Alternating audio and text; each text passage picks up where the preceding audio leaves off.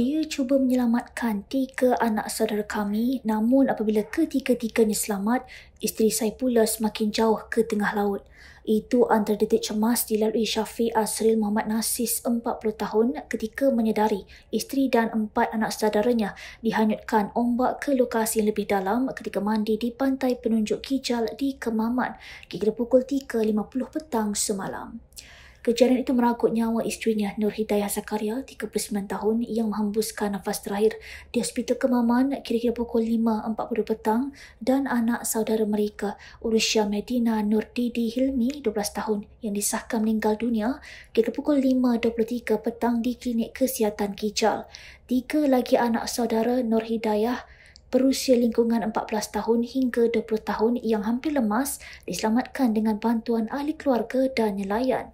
Syafiq Azril berkata, sebelum kejadian, mereka bersama kira-kira 50 ahli keluarga baru saja selesai mengadakan hari keluarga di Cerating Pahang singgah ke pantai penunjuk Kijal untuk menikmati ikan celup tepung. Bapa kepada seorang anak itu berkata dia cuba menyelamatkan isterinya dengan mengayuh sampan dibantu nelayan tempatan.